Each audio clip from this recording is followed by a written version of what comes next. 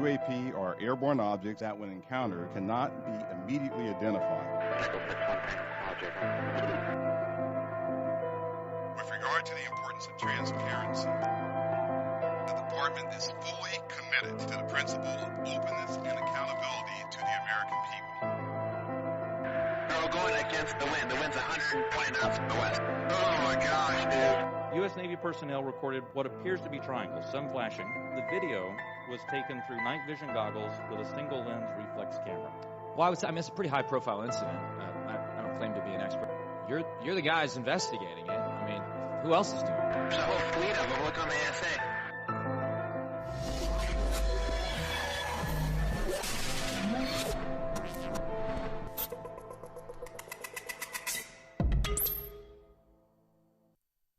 Good evening, ladies and gentlemen. Welcome to the show.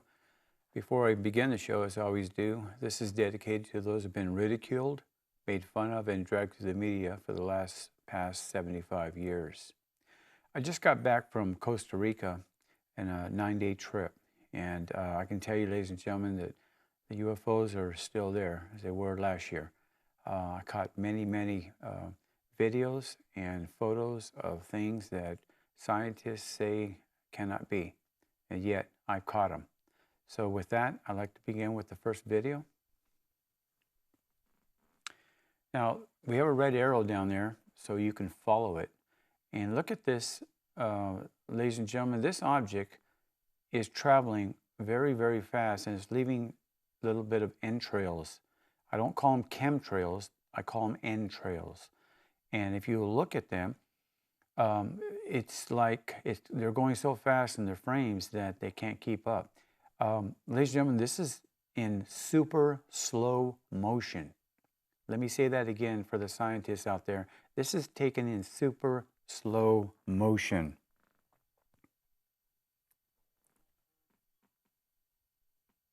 This craft has to be going in the Mach area, at least a Mach 5 to Mach maybe 7, for me to catch in slow motion. The average jetliner, when it's landing at an airport, it's going between 130 and 150 miles an hour while landing.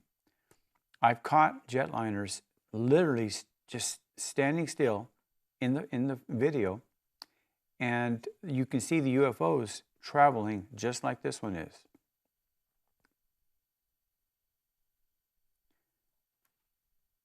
This would be the last loop here, but the red arrow again gives you an idea where it's going to come out, then you can follow it yourself. I would like to hear from NASA or other scientists and tell me, if there's no signs of UFOs on this planet, then what am I capturing? Are they supersonic bugs? Do we have dragonflies that can do this? I doubt it.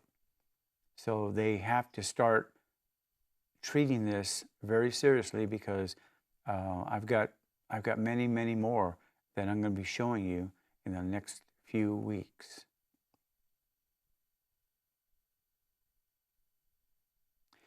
Now, ladies and gentlemen, everybody knows this photo. This is of course, the famous gimbal, and I want to show you the next picture from here. This is the one that I took at Lake Tahoe. And it resembles the gimbal in every way. This was taken in 2022. Next photo. Ladies and gentlemen, this was taken in Costa Rica, October 13th at around 9:53 in the morning.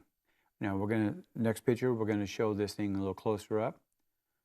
This is the same shape as a gimbal. Next photo. What I used here was my software to be able to get a more dynamic look of the core.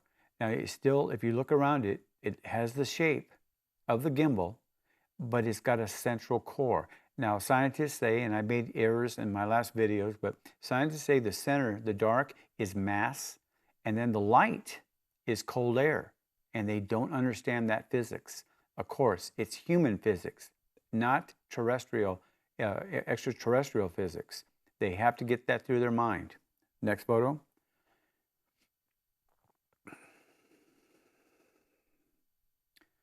This is as large as I could get it.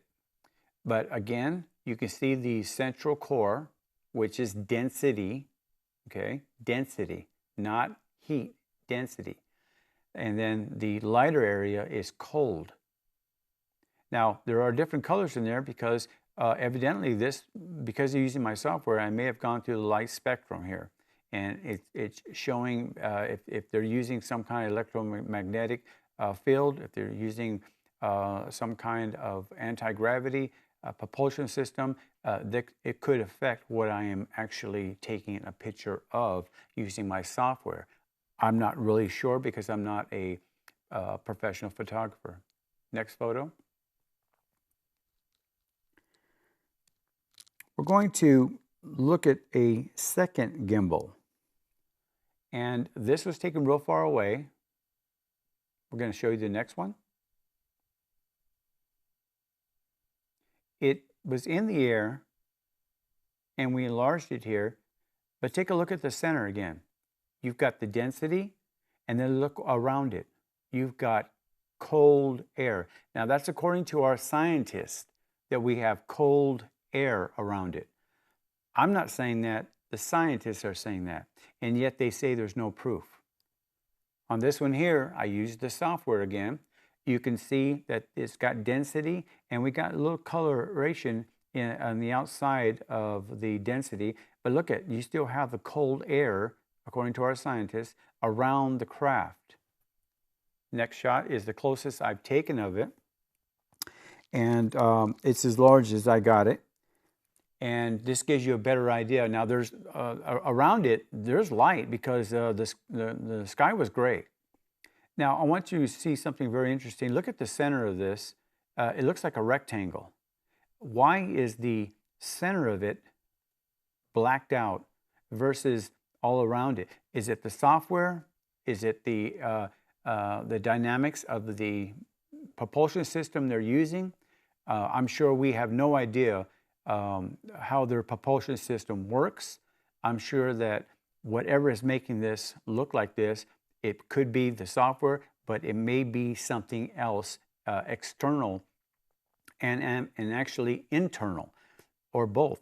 So we have to look at it with an open mind, because if you don't look at it with open mind, ladies and gentlemen, all you're going to be doing is guessing. Going on to the next. This was really interesting here, ladies and gentlemen, because I kind of like the movies that show these elongated craft that are in our atmosphere, and they look like they're just sitting there, not moving. This particular one here is a photo, and we're going to blow this up, and there it is again. You got density, and then you've got light, a lot of light. Now that's interesting because as we go to the next photo, this is what we had. Now I ask you, is this the mothership? Because the very first picture I took of it, it was just a little line in the air, a very small line. And yet, look at this. This is clearly a large ship because it has different proportions to it. And you got to stop thinking in human terminology, human beliefs about things that fly. There's no rudders, there's no wings, there's nothing there to give you an indication of where this thing is going, left, right, up, or down. There's no indication. For all we know, this could be spinning in the air because, after all, these were photos. These were not videos. And if you look at it, you see density in it, and then you see lighter areas. So does that mean that maybe this craft had density in some areas and then they had compartments in others? Or is it just my software? Again, I am not a professional photographer, and I can only assume what I am saying to you. But I like for you to make up your own mind on what you think this is. Next photo. Now this one here was really far up there, and I want you to take a look at it on the next photo. I'm just showing you the area here where it's at, and this is what it was that was up there. We're gonna come in, we're gonna show you a little bit more. This is what was up there. And the reason why I do step by step is because I want to give you, the audience, an understanding of how far up these incredible craft are, and how using my cell phone, not any expensive photography equipment, my cell phone, I can get these craft by a cell phone. And when I search for items or anomalies in my pictures, I'm very meticulous at how I do it. And that's how I found this one. Next photo. Ladies and gentlemen, another mothership. Because that, ladies and gentlemen, when I first took it, was just a tiny speck. But it was extremely high up in the air. I was at a 90-degree angle when I took this. This was also taken on the 13th of October. And it was taken in the morning, about 9:55. So if you look at this, this looks like a ship. And I don't want you to go back to Battlestar Galactica and all that, but doesn't this resemble the kind of ships you see them on television when they're going in outer space? They resemble this outline here. It seems to have compartments in it. And like anything that's flying in the air, if it looks like it has compartments, then it has some kind of mechanism to make it move right, left, up, or down. This, ladies and gentlemen, was in the air. It is not a speck on the screen. It's obviously a possible mothership. Again, I'm taking it with a 23 Ultra.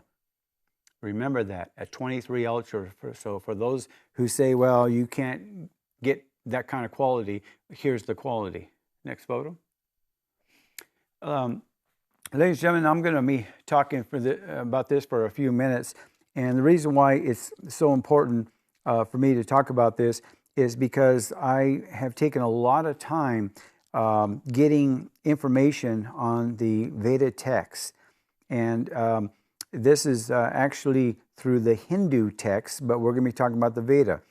And it's interesting, and the reason why I'm showing these critters up here, or creatures, is because back 2,000-3,000 years ago, they were talking about these creatures in our atmosphere. And these creatures would bring chaos and disease to humans. Now, this is on the Veda text, in which it goes back 3,500 years ago. So the question to you after the break, and we're going to go over this, is why 3,000 years ago, why were they talking about aliens? And if you don't believe me, look at the Veda text. We'll be back after this message. We're back after the break, and I want to thank you for standing by. Now, you may be curious, why am I talking about things that happened 3,500 years ago? Okay, I want to gradually come up to a point. And the point of this is that we have a video to show you, but right now, I want to go back to the picture before the break, and we're going to be bouncing back to these two images that were taken in the Veda text. So we can go to those, and while we're doing that, I'm going to be explaining to you what I'm getting at. UFO incidences are also depicted, of course, as I just said, in thousand-year-old Hindu texts, such as the Vedas and the Puranas. Not only that, ladies and gentlemen, they also described other planetary systems with intelligent life and their interactions with humans.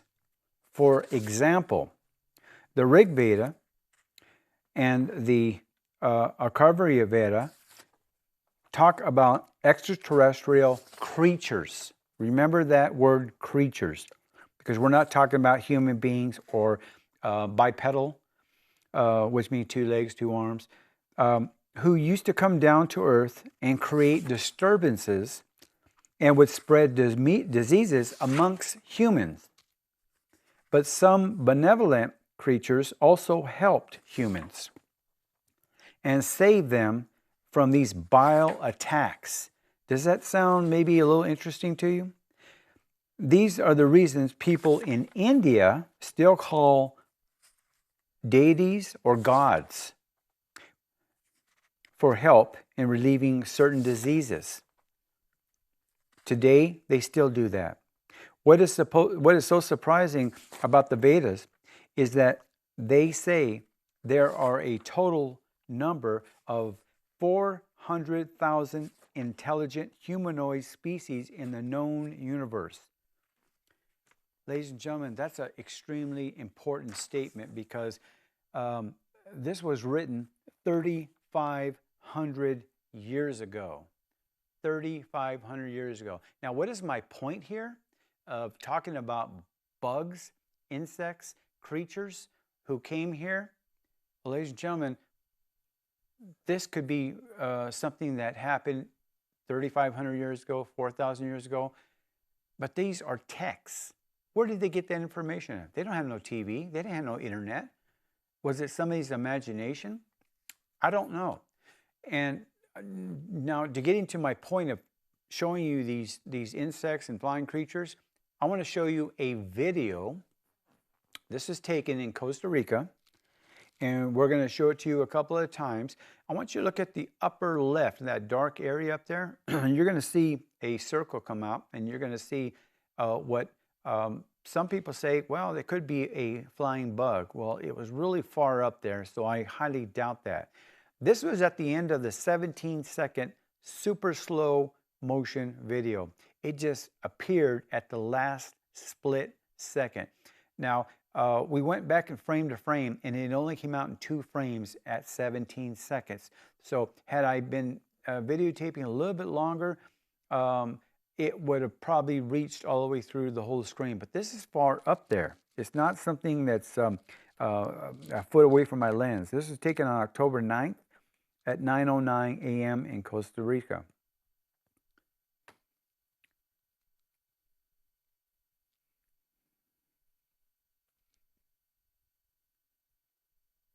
This, ladies and gentlemen, is what you're seeing right here.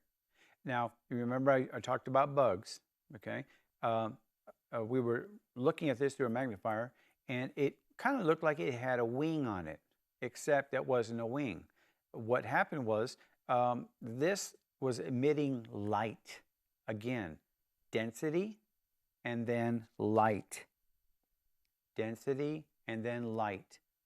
And then using the software again. Next photo.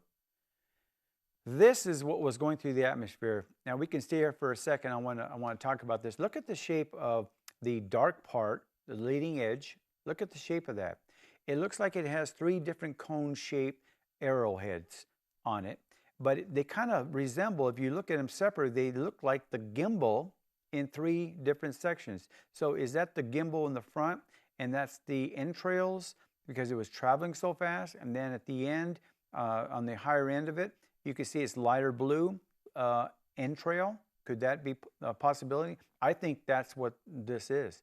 But whatever it is, next photo, using the software to its maximum, or at least the maximum that I wanted to take it to, you can get an idea that the very end of it, and remember this is going down, the very end was dissipating as you go through the software, but it still gave you those 3 shapes that resemble the gimbal.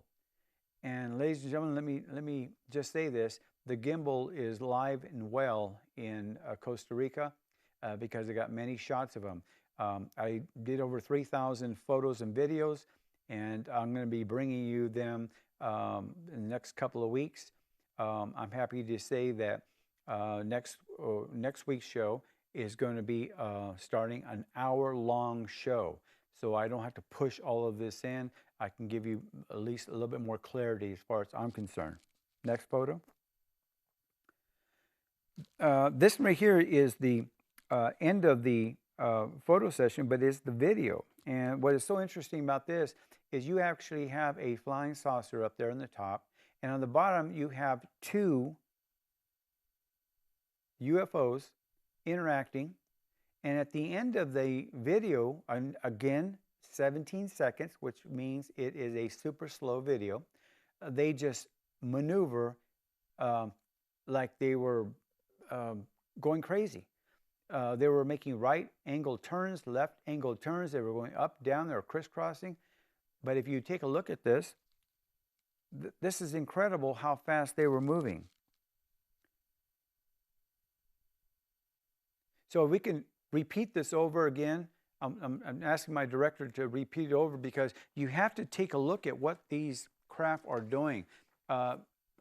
Zero your eyes in on the bottom one there, because it's so important for you to understand that these craft are doing amazing maneuvers in the atmosphere.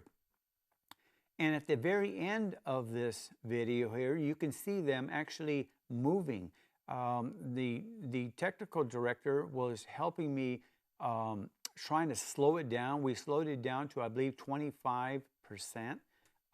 That's pretty slow from going from super slow motion to that.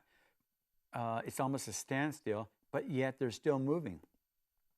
And I've looked at many of these videos, and just to let you know that the entire time, the 9 days that I was in Costa Rica, there was only 2 days that I've got sunshine, just like this. It was very hard because of the low cloud cover they have in Costa Rica. A lot of times you can hear biplanes flying by. You can't see them because they're basically flying in the clouds. And to me, it's kind of scary because we're talking about biplanes. Maybe these are drug interdiction planes, wherever they may be. I know they have forward infrared and to see where they're going. But personally, it scares me to think how low this cloud cover was because you can actually feel the atmosphere around you. Even when you're standing in Costa Rica, we're in the tropics, and what you're doing is you're feeling the heat, the moisture. And when you go to bed at night, everything seems to be wet. It's kind of uncomfortable for a person who lives in Pahrump, Nevada, and is used to the dry heat. It's so interesting. But, we're going to play this. This is the last loop we're going to do here. But I want to make a point here about what we've talked about, the Hindu texts. I respect and believe in all religions and their beliefs. You have to respect that. It's so important that people don't judge or say, oh, well, they're crazy, or I don't believe them and this and that. They can feel the same way about us or you or your family. It's something that human beings really need to understand, that we're all human beings. And regardless of what your religion is, regardless of what your beliefs are, whether it be religion or not, people are people, and we have to respect each other. From this point on, I'd like to talk a little bit about what's going on in the world. Before I left, we had a war in Eastern Europe, as you all know, and just humans killing humans. Terrible, terrible, terrible. I don't know how else to say it. I come back, and we have a Middle East war. Ladies and gentlemen, you have literally thousands and thousands of innocent people being slaughtered, killed on both sides. I'm not going to take sides here because I don't believe in that. But here's what I do believe in. These are innocent people. They're innocent. They're not firing off anything towards another person. They're just trying to live their lives. And whether you believe that the war in Eastern Europe or the Middle East has to happen because it's an embattlement that has happened for many, many years, why is it happening? People have told me that they are afraid of these beings from other dimensions, other realms, other solar systems. They're afraid of them because of what they might do to us. What are we doing to our own people? To an intelligent life out there who's watching us, and I believe that's what they're doing. They're watching us. They're analyzing us. I believe they're looking at us and say, look, they're still barbaric. They're still acting like animals. They're going after each other. They're killing each other. This has to stop. We're not going to go forward. And our children, our grandchildren, their grandchildren, they're never going to see a light of day. It's not going to stop. I'm just one person, but I have a voice. And I choose to give my opinion, not on any one side, but I give my opinion that human beings should progress. We're not doing that. We're looking like a bunch of animals. And I'm sorry, but if these intelligent beings out there, I would not blame them one bit if they just left our system, whether it be our Earth atmosphere, our solar system, just let us kill each other. I would not blame them one bit because we haven't shown any respect to each other. And for that matter, we haven't shown a lot of respect to those alien beings that I'm talking about either. We've had a history of shooting them with lasers, shooting them with Gatling guns, missiles. We are a barbaric race, and we have to change. And I'm sorry if I hurt people's feelings, but that's just my opinion. Ladies and gentlemen, I want to thank you. And next week, don't forget, we start an hour show. Goodbye.